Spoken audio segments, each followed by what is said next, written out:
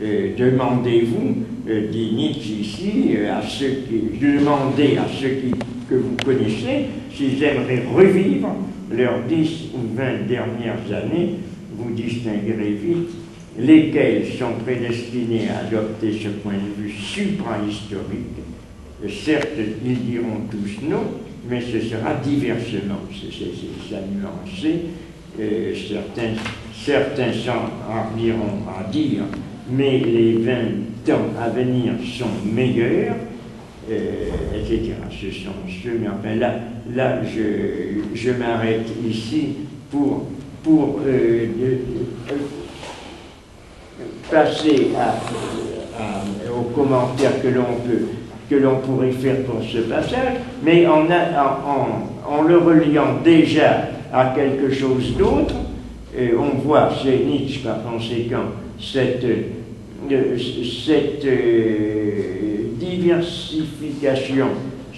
à travers certaines ambiguïtés, certaines nuances du texte et formes d'opposition, une diversification de ce rejet de l'histoire, mais au contraire la recherche de savoir comment l'histoire peut être,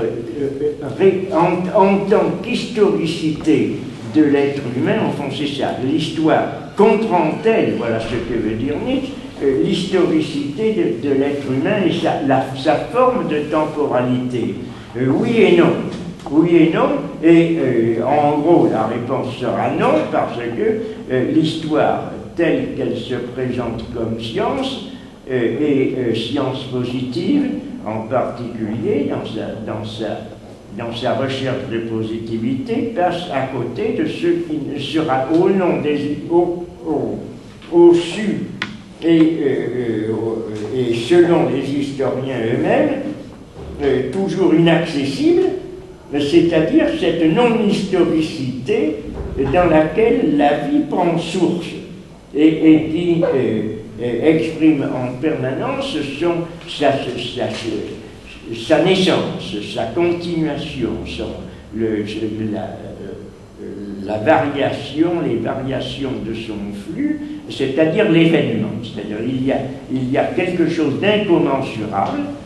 dans notre langage, on pourrait dire, entre l'histoire, entre le cours de l'histoire et le surgissement de l'événement, qui s'apparente, dans un certain sens d'ailleurs, et toujours aussi de façon paradoxale, qui s'apparente d'un autre côté à une supra-historicité qui est celle de l'éternel retour, qui lui peut être sélectif et affirmatif d'une autre forme d'histoire, que Nietzsche d'ailleurs n'a jamais définie d'une façon précise, puisque que ça soit dans n'importe quel autre texte, on ne trouvera jamais quelque chose qui nous donne une vision, à mon sens, particulière de l'éternel retour, bien qu'il soit passé dans Zarathustra sous le titre de La vision et l'énigme, parce que justement il y a quelque chose qui est l'énigme dans cet éternel retour. Toutes ces idées dans la philosophie contemporaine sont celles que l'on peut trouver et également repensées, commentées par Deleuze à la fois dans l'ensemble de son œuvre et plus précisément dans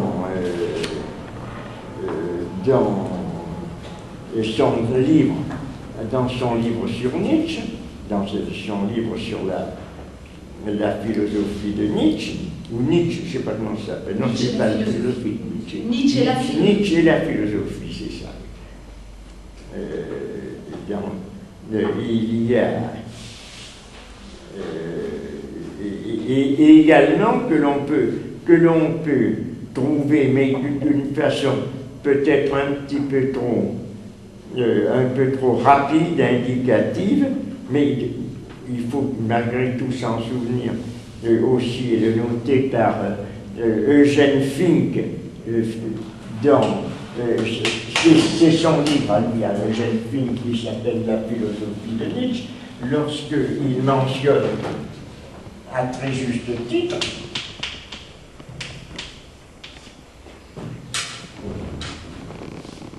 Eugène ou Eugen, mais enfin, disons en français Eugène Fink, qui est un contemporain et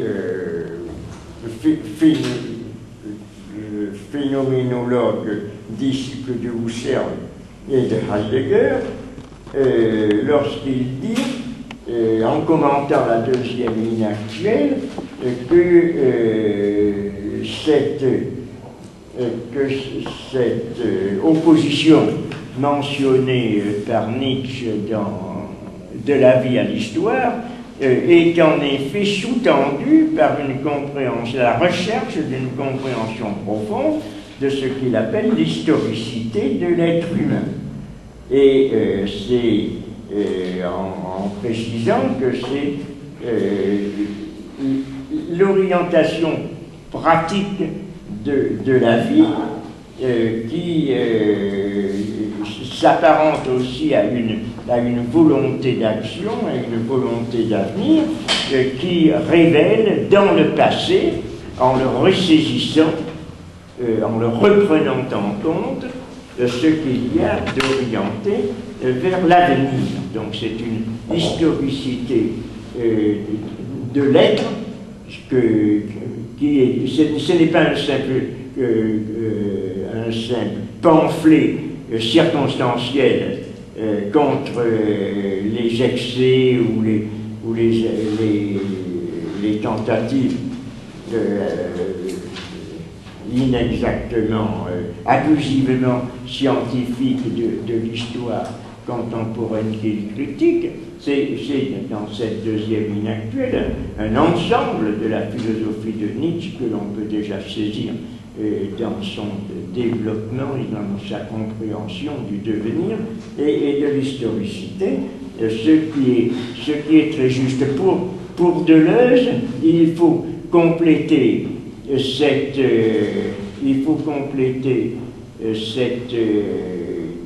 compréhension de la philosophie de Nietzsche,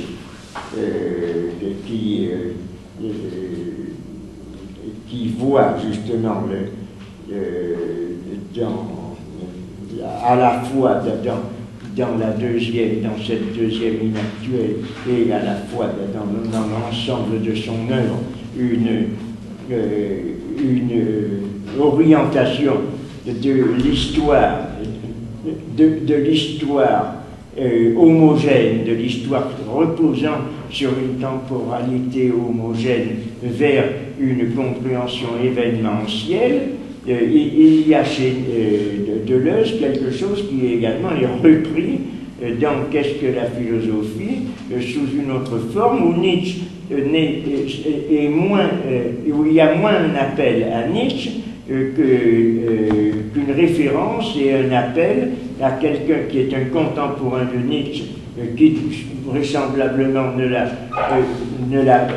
l'a pas lu ou a dû en connaître l'existence, mais de très loin, qui est Charles Péguy dans Clio. Et il est certain que le mouvement, la compréhension de l'histoire, son opposition à l'histoire et son dialogue, puisque comme le porte le titre de Clio, puisque c'est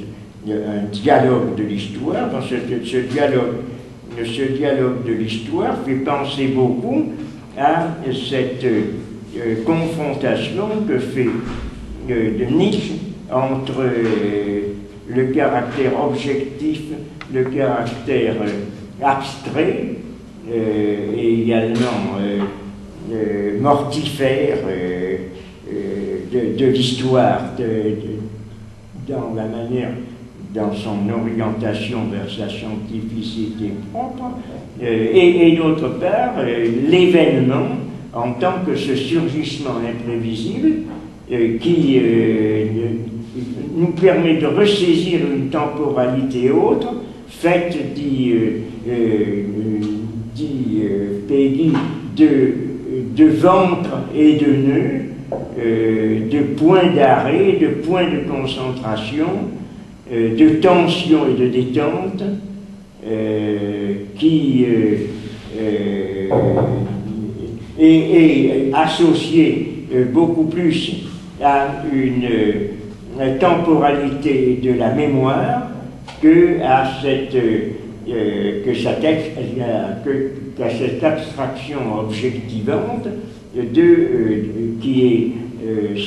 celle à laquelle procède le travail de l'historien.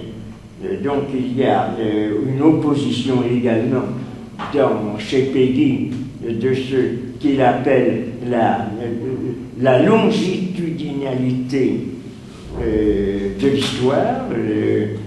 sa temporalité linéaire et horizontale dans le temps homogène, et la pénétration, la plongée et l'émergence verticale de la temporalité événementielle.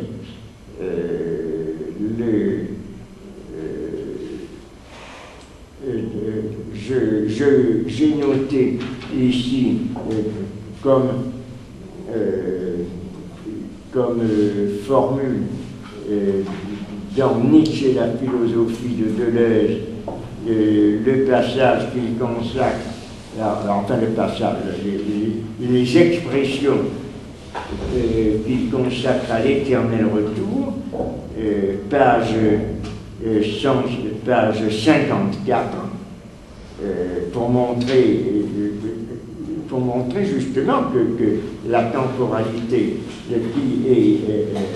qui est présente chez Nietzsche n'est pas du tout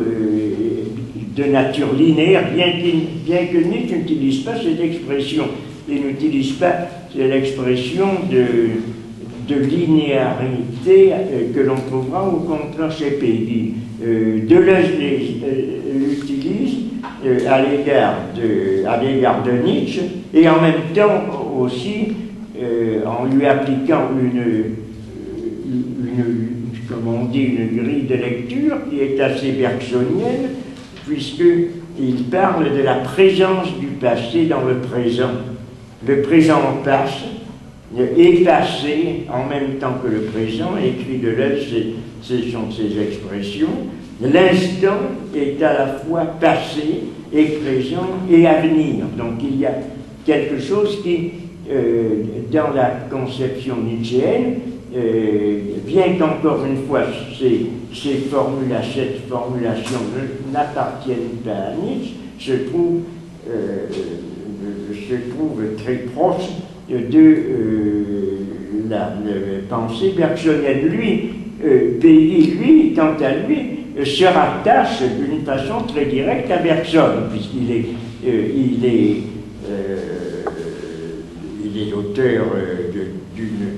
d'une étude de la confrontation note conjointe sur Descartes et Bergson, dans laquelle justement il oppose le cogito cartésien et l'intuition bergsonienne, sa compréhension de la durée. Plus tard que Cliou, quelques années plus tard, mais à peu près à la même période, puisque tous ces textes se situent entre 1909 et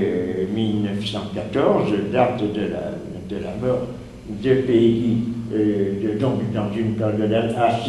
assez rapprochée. Il a donné des textes poétiques et en même temps ces textes théoriques, deux versions de Clio, l'une qui s'appelle Véronique, qui a été publiée, les deux ont été publiés après sa mort d'ailleurs et après la guerre de 14 en 1920, donc l'un qui s'appelle Véronique, dialogue de l'histoire avec son âme charnelle, l'expression très intéressante, d'ailleurs cette association quasiment sous forme d'oxymore entre l'âme et le charnel, et son âme charnelle, et dialogue de l'histoire et de l'âme païenne, qui est Clio, livre auquel Deleuze fait allusion, en opposant, je termine ici justement, chez chez Peggy également, dans ce texte on y reviendra, l'histoire conçue comme science, l'homogénéité du temps historique et le caractère vital et vivant d'une durée qui, elle, ne connaît pas cette forme de linéarité et qui détache de l'histoire, concentre dans l'histoire ces points essentiels d'émergence et qui sont ceux de l'événement. L'histoire et qui, lui, est totalement irréductible à quelque déterminisme historique ou scientifique que ce soit, qui exige une autre forme d'appréhension, une autre forme de compréhension qui est soit poétique, telle que Peggy la présente en grande partie dans Clio d'ailleurs,